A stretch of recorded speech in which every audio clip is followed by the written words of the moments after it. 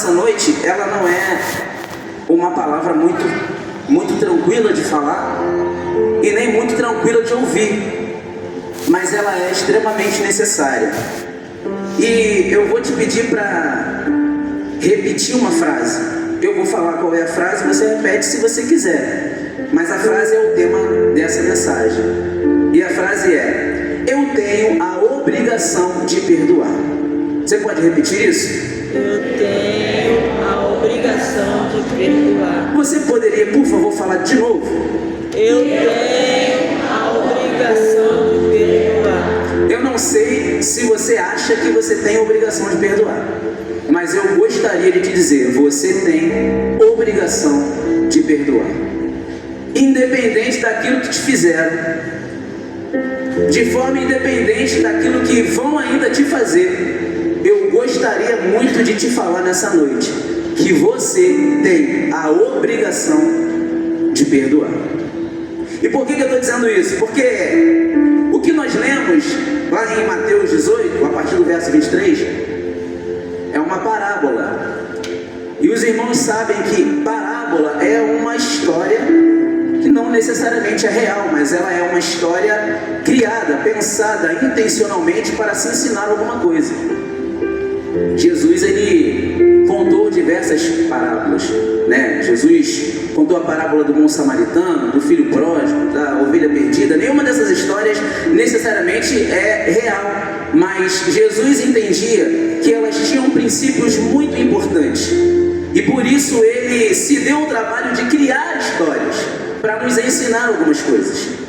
A palavra vai relatar diversas passagens em que Jesus ele apresenta ensinamentos, ou falando alguma coisa, por exemplo, no Sermão do Monte, ou alguém contando algo que Jesus fez ou falou.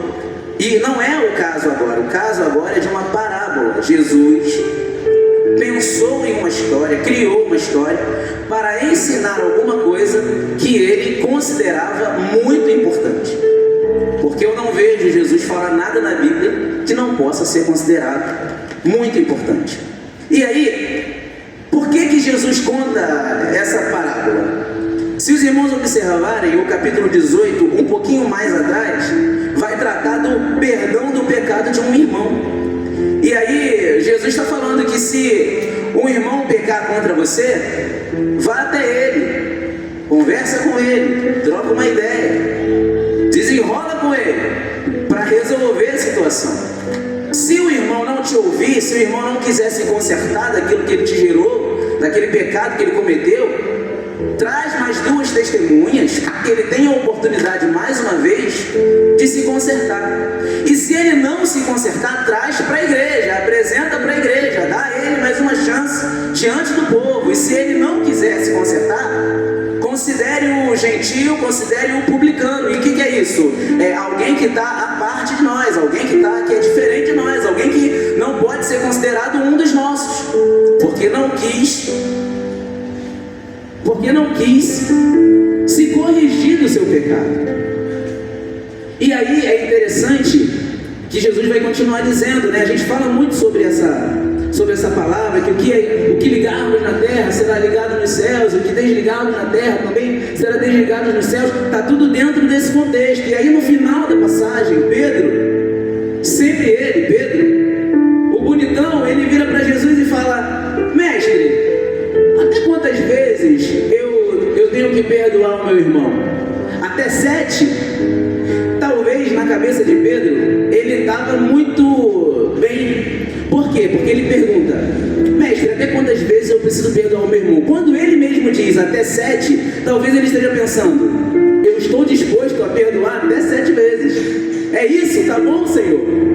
Aí o Senhor fala: Pedro, não 7, mas 70 vezes 7, que dá 490. Ou seja, não coloca limite. Não coloca limite. Não diga que eu perdoo na primeira, na segunda não. Pisou no meu calo uma vez só, porque depois... Porque não é nada disso que Jesus está falando. Não é nada disso que Jesus está ensinando. Mas como que eu, no meu jeito de ser com personalidade tão forte, alguém que não leva desaforo para casa, palavra não é para mim. Eu vou te falar de novo o tema da mensagem. Você tem a obrigação de perdoar. Por quê? Porque lá em Mateus, capítulo 18, versículo 23, Jesus ele vai iniciar essa história que ele projetou, essa história que ele elaborou. Ele pensou: eu tenho algo muito importante para ensinar, como é que eu posso fazer? E ele cria essa parábola, e ele vai dizer que o reino dos céus pode comparar-se a um rei que quis fazer contas com os seus servos. O versículo 23, ele nos ensina uma coisa importante: nunca se sabe a hora de prestar contas. Nunca se sabe. Porque aquele senhor, aquele rei, ele era dono, ele era o administrador, ele é quem resolvia aquele negócio. E ele podia a qualquer tempo solicitar que se fizessem as contas, ou solicitar qualquer coisa a qualquer tempo, mas ele tinha entre os servos alguém que devia muito. E esse alguém que devia muito provavelmente estava trabalhando dia após dia na sua normalidade, na sua tranquilidade, mas chega um dia em que o Senhor resolve fazer contas. E nunca se sabe quando que essa conta vai chegar. E talvez alguém pense que é o dia da morte, que é o dia da volta de Cristo, mas não necessariamente. Chega um tempo na nossa vida em que, ainda que a gente não morra, ainda que nada de tão drástico aconteça, a gente precisa prestar contas daquilo que temos feito. E para esse servo chegou o dia. Nunca se sabe a hora de prestar contas. E o versículo 24 vai dizer: e começando a fazer contas, foi-lhe apresentado um que lhe devia 10.000 talentos. A gente precisa parar aqui e entender a dimensão dessa dívida. A gente precisa muito entender o que significava dever 10.000 talentos. Se a gente for parar para olhar um pouquinho os valores das moedas, a gente vai ver que um talento, a gente está falando de quantos talentos? 10.000 na palavra. Um talento era equivalente a 6.000 denários. Denário era o valor pago por um dia de trabalho. Um denário correspondia a um dia trabalhado. Então, vamos fazer a conta. Um talento vale quantos denários? Isaac não está ali. Cadê? Quem está ali? Vai ali, Grace. Abre a calculadora ali, por gentileza. Um talento equivalia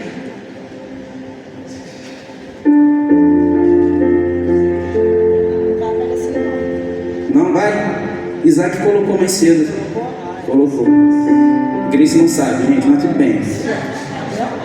Brincadeira. Ó, os irmãos podem ajudar na conta aí, é momento interativo. Um talento equivalia a 6.000 denários. Ok? Um talento. Então a gente tem que pegar 6.000 denários e multiplicar por quanto? 10.000. Porque eram 10.000 talentos. 6.000 que tem aqui é equivalente a um talento. A dívida dele era de 10.000 talentos. Então, se a gente multiplicar 6.000 por 10.000, vai dar 60 milhões. Ele devia 60 milhões de denários. Um denário equivalia ao que eu falei? Um dia de trabalho. Se ele devia 60 milhões de denários, ele devia 60 milhões de dias de trabalho. Se a gente dividir 60 milhões por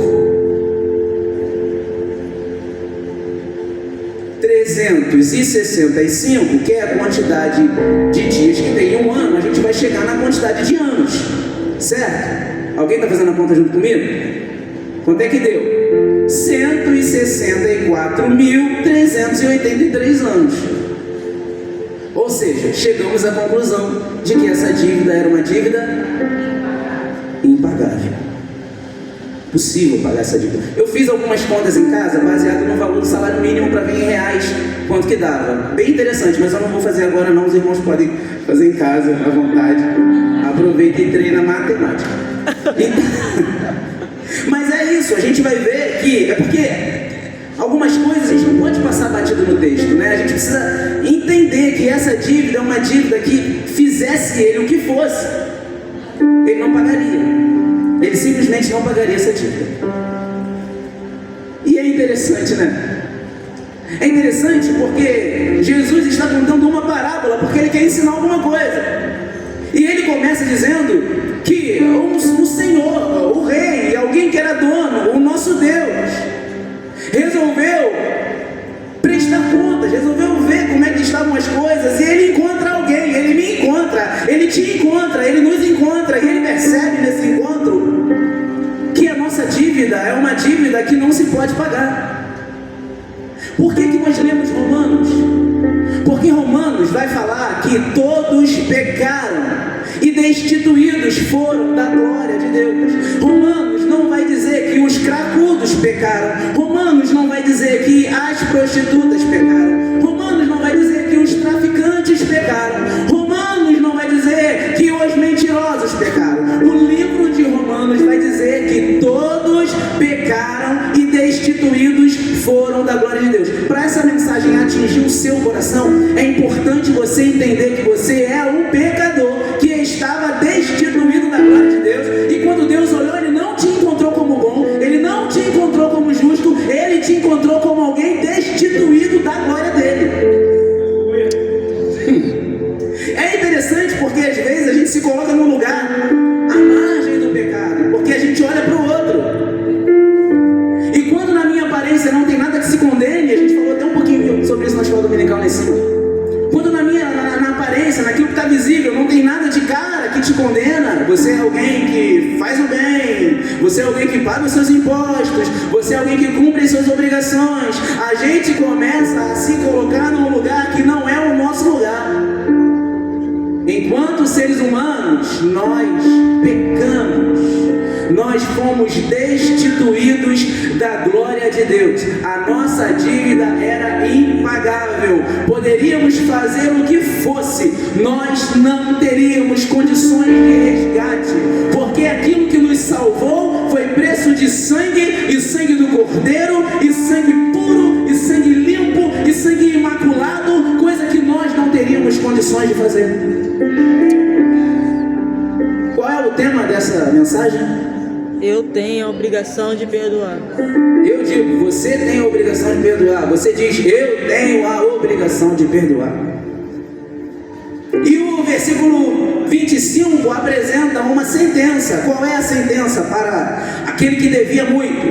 E não tendo ele com que pagar, o seu senhor mandou que ele, a sua mulher e seus filhos fossem vendidos com tudo quanto tinha, para que a dívida se lhe pagasse.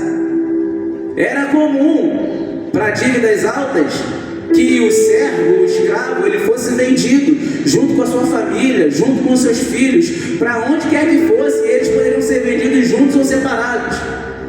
Ou seja, aquela família ela não subsistiria, ela ia se dissipar.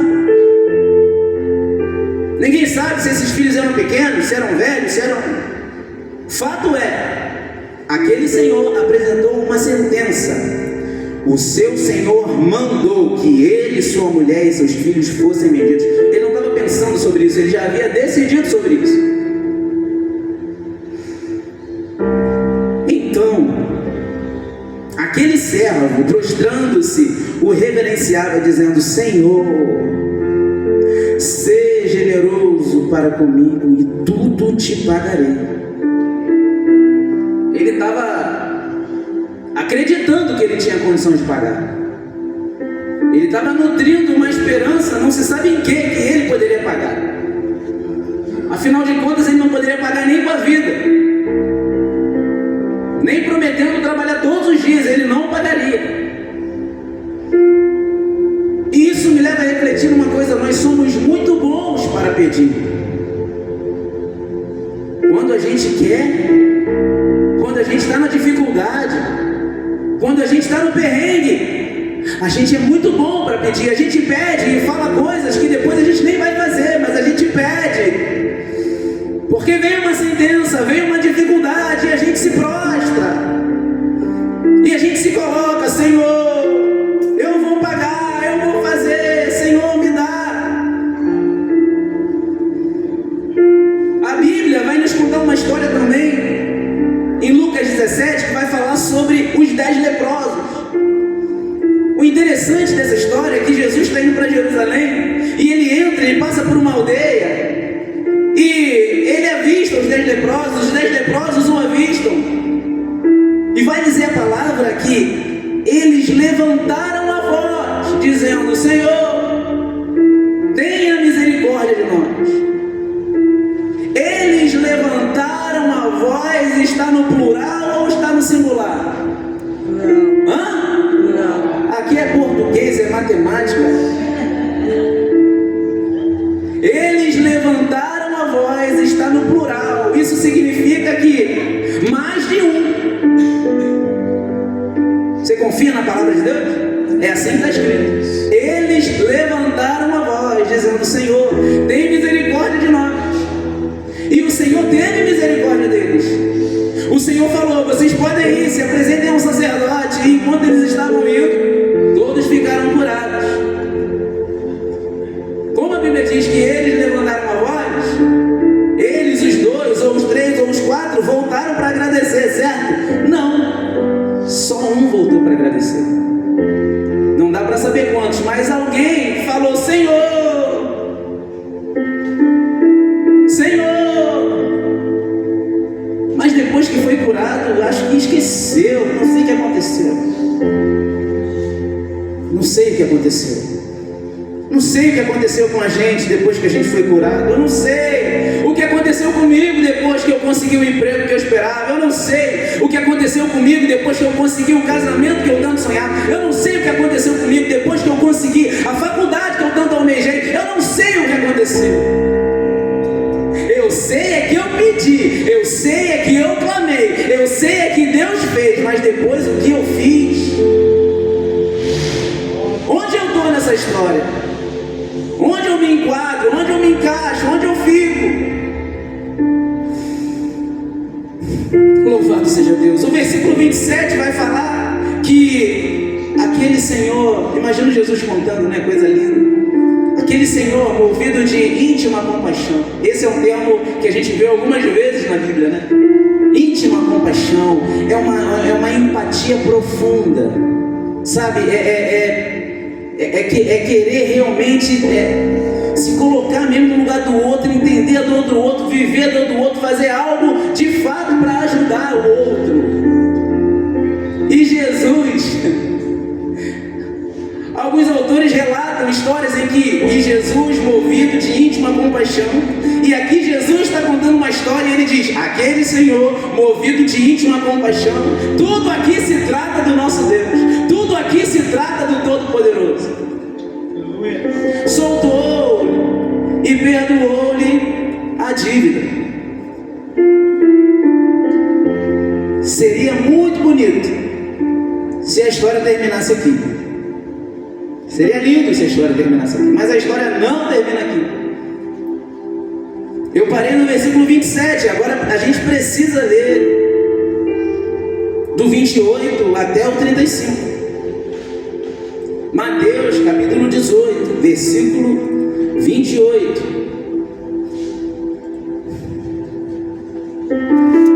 Qual é o tema, meus irmãos? Vocês lembram? Eu tenho a obrigação de perdoar. Eu tenho a obrigação de perdoar. Não sei quem precisa ouvir, não sei quem quer, não sei quem não quer, mas eu sei de uma coisa: você tem a obrigação de perdoar. Saindo, porém, aquele servo encontrou um de seus conservos, que lhe devia 100 dinheiros, e lançando mão dele, sufocava-o, dizendo: paga-me o que me deves. Então o seu companheiro, prostrando-se a seus pés, rogava-lhe, dizendo: seja generoso para comigo e tudo te pagarei. Ele, porém, não quis, antes foi encerrado na prisão até que pagasse a dívida. Vendo, pois, os seus conservos o que acontecia, contristaram-se muito e foram declarar ao seu senhor tudo o que se passara. Então o seu senhor, chamando-o à sua presença, disse-lhe: servo malvado, perdoei-te toda aquela dívida, porque me suplicaste. Não devias tu igualmente ter compaixão do teu companheiro, como eu também tive misericórdia de ti? E indignado, o seu senhor o entregou aos atormentadores, até que pagasse tudo o que devia. Assim vos fará também meu Pai Celestial, se do coração não perdoardes cada um a seu irmão as suas ofensas. Que coisa interessante que é a palavra do Senhor, né?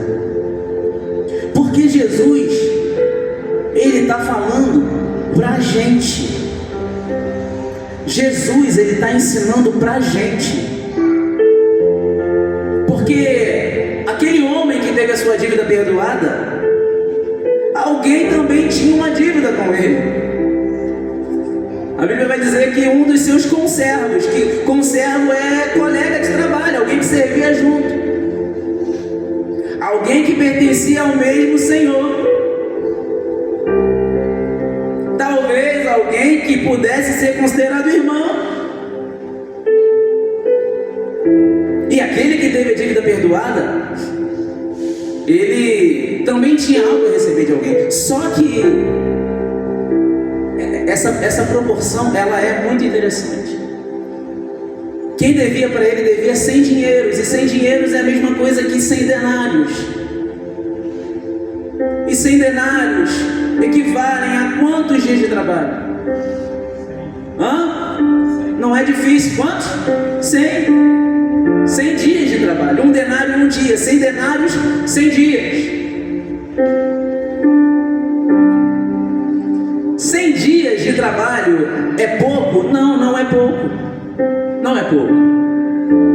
Talvez ele estivesse pensando: poxa, mas eu vou perdoar uma dívida de 100 dias de trabalho? Dentro dessa ótica, é justo que ele pense. Dentro dessa ótica, é legítimo que ele considere. Dentro dessa visão de quem também não tem muito para perder, é legítimo.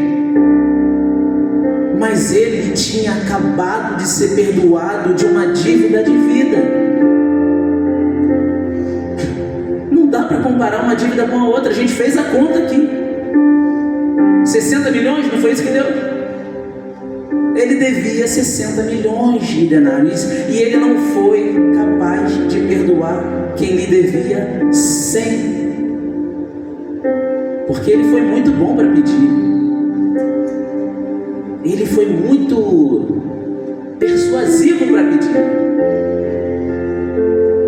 Ele comoveu o coração do Senhor quando disse: Senhor, perdoa-me, tudo eu te pagarei. Mas quando ele foi afrontado, ele esqueceu. E aí, a gente precisa falar sobre isso. Não há nada que alguém me possa fazer que seja pior do que eu fiz. Mas aí, se eu acho que eu sou bom, eu não entendo essa palavra. Se eu acho que pagar os meus impostos, se eu acho que me conduzir bem na sociedade me coloca num lugar excelente, essa palavra não atinge o meu coração. Eu preciso entender que a minha dívida era impagável. Eu estava condenado ao inferno. Eu não tinha mais possibilidade de acesso aos céus, porque alguém disse, inspirado pelo Espírito Santo, porque todos pecaram e destituídos estão da glória de Deus. Não há nada que alguém possa fazer comigo que seja tão grave quanto a situação na qual eu estava, de condenado e fadado ao inferno. E aquele servo, ele não foi capaz. E ele falou: paga-me o que me der. forçando, mandou o conservo para a prisão, ou seja, condenou, não perdoou, não relevou, guardou mágoa, guardou rancor, fez tudo aquilo que a palavra de Deus nos ensina ao contrário. E aí existe um Senhor que sabe de todas as coisas, que sonda os corações, que contempla a igreja, que nos contempla. E aí esse Senhor fica sabendo dessa história. Sabe qual é a fala de Deus para nós, que achamos que temos o direito de não perdoar alguém? Servo maldoso. Você se acha bom, mas você é mau. Você se acha melhor do que ele, mas você é maldoso. Porque eu te perdoei de uma dívida muito maior e você não pode perdoar o seu irmão. E aí, por que eu estou dizendo que você tem a obrigação de perdoar? Irmãos, quando eu falo você, parece forte. Eu sei, é de propósito. E quando fala nós é um monte de gente. Nós é muita gente. Mas Deus está falando com você.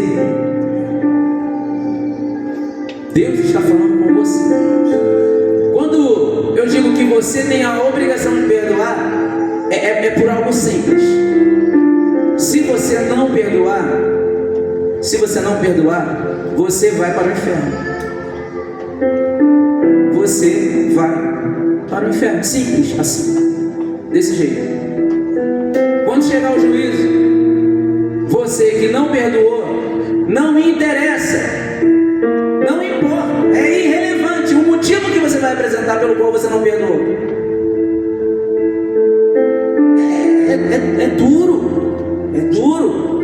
E quando Deus trazia a palavra ao meu coração, é para que nós entendamos isso em relação ao passado, ao presente e ao futuro, porque amanhã eu não sei quem vai me ferir ou ferir os meus, eu não sei, mas a palavra diz, perdoa. A palavra diz, perdoa, porque você já foi perdoado, porque Cristo te regenerou e te trouxe de um lugar que você sozinho não poderia voltar. E agora qualquer pessoa que tenha algo contra você não te fez mais do que você fez ao teu Senhor. E a palavra vai dizer, e eu digo com outras palavras, quem não perdoar não vai ter motivo cabível para apresentar, vai ser condenado ao inferno. Pode ser o pastor João Batista, pode ser o pastor Márcio, pode ser eu, pode ser qualquer um. O cristão precisa ter o coração liberado para perdoar. É difícil. Eu sei que é difícil, porque talvez você tenha passado por coisas que eu não sou capaz de mensurar. Talvez alguém tenha te feito coisas que só de você lembrar você se emociona, só de você lembrar vem a raiva, porque foi duro, você não teve culpa, você não fez nada para merecer, mas aconteceu. Desculpa, mas a palavra manda você perdoar, porque o que acontece no final dessa história?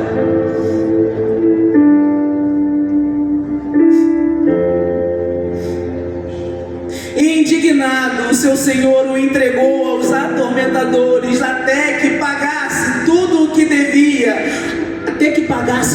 devia. Ele foi entregue aos atormentadores até que pagasse tudo o que devia. Como? Não dava para pagar aquela dívida. O tormento seria eterno. Esse servo foi condenado ao tormento eterno, perpétuo, porque não tinha como ele pagar a dívida. Por isso que eu disse que quem não perdoar estará condenado ao inferno. Jesus, ele não conta a história da carochinha. Jesus é sério. E Jesus, ele teve 3 anos de ministério. E em 3 anos de ministério, ele se preocupou em só soltar pérolas, coisas que fossem fundamentais para a nossa vida. A gente precisa parar de passar batido pelas palavras de Jesus. A gente precisa parar de ignorar as palavras de Jesus, porque quem toma conhecimento não pode ser considerado mais inocente daquilo que sabe, daquilo que ouviu, daquilo que aprendeu. Embora eu tenha ímpeto no falar, mas eu sei que essa palavra é para nós, essa palavra é para a igreja. Jesus nunca se preocupou em confortar ninguém com os seus discursos. Jesus, ele se preocupou em falar verdades que salvariam aquelas pessoas. E essa é uma verdade que salvará as nossas vidas, porque não adianta eu me conduzir em tudo, ou na verdade em quase tudo, se eu guardo mágoa e eu não consigo perdoar. Essa palavra é para o que te aconteceu, para o que está te acontecendo e para o que vai te acontecer. Porque a vida com Cristo é assim. É de lutas, de dificuldades, de afrontas. É interessante. Atos vai contar a história de um homem que na seleção das pessoas para irem ao diaconato, esse homem é citado como alguém cheio de fé, cheio do Espírito Santo. Esse homem se chama Estevão. Estevão, ele é caluniado. Alguém vem e fala, Estevão está blasfemando, Estevão está falando aí, um monte de besteira de Moisés, Estevão está falando um monte de bobagem. E aí aparecem testemunhas. Gente, tem umas coisas que são impressionantes. Aparecem pessoas para dizer, eu ouvi Estevão falando isso. Estevão não tinha falado nada. E aí começou aquele furor contra Estevão, porque as pessoas eram muito preocupadas com a lei. Aí Estevão ele dá uma aula. Se puderem, leiam depois Atos 6. Estevão ele vai dar uma aula, ele vai discorrer. Ele vai falar lá de quando Deus chamou Abraão. Ele vai contar uma história maravilhosa. Você sabe o final de Estevão, mas enquanto você lê a história, você fica, que coisa linda, meu Deus, que coisa. E a Bíblia vai falar o que Estevão fez, gente? Estevão era cheio de fé, cheio de Deus, cheio do Espírito Santo, não fez nada para ninguém. Aí ele contando, ele dizendo, a Bíblia conta que aqueles que ouviam começavam a ranger os dentes assim. Sabe quando o diabo toma pessoas ao nosso redor, a gente não entende nada. Por que essa raiva de mim? Por que essa ira? Por que isso? E aí chega um ponto que eles não aguentam mais ouvir. E aí eles jogam Estevão para fora da cidade e começam a apedrejar Estevão. E uma das últimas coisas que Estevão fala é o quê? Pai, não impute sobre eles esse pecado.